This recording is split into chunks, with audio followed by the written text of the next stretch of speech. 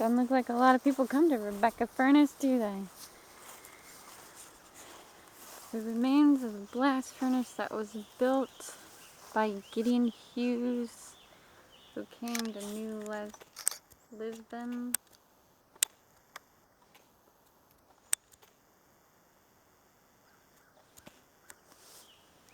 In 1807. The capacity was 2 tons per day. And the fuel ratio was 200 bushels of charcoal per ton of iron. The furnace. The melt sold for $90 a ton. All that work for $90 a ton. The Great Flood shut down operations in 1832. Wow, it wasn't even operating for very long. Not even 30 years. Wonder how tall it stood back in the day. I imagine rather tall. Not much left of it now.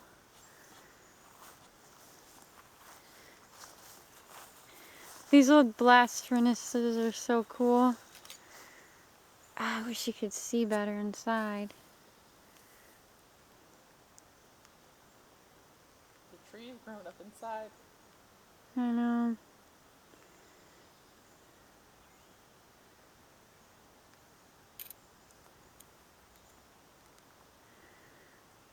Wow. I'm going in front of you. Are you doing a video? No, not yet. Okay.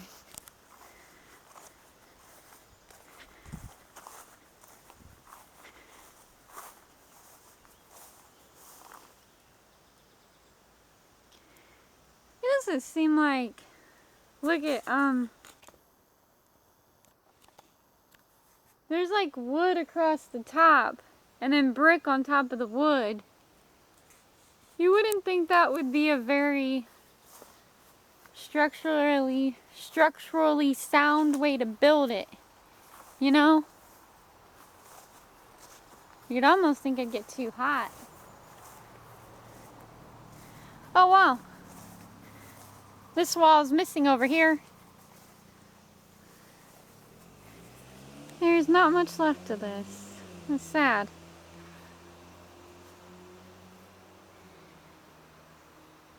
You can kind of get an idea how tall it was. Rebecca Furnace left.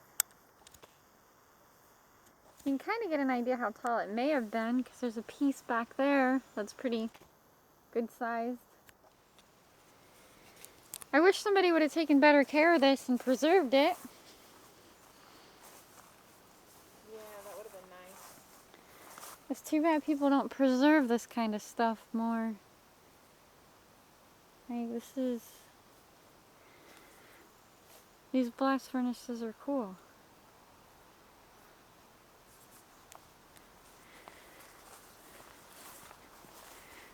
I don't think I would have wanted to work in at a blast furnace though.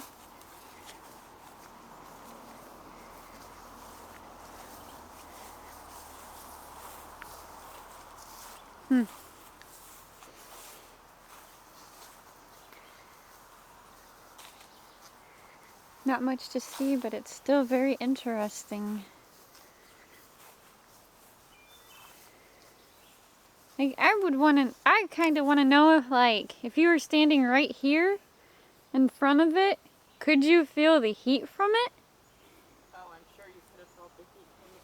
Probably, you for sure probably could have right in front of it here, but like off to the side, I bet you couldn't because it's so thick.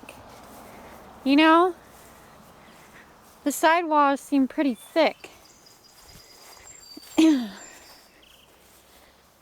Moss and stuff growing up the sides.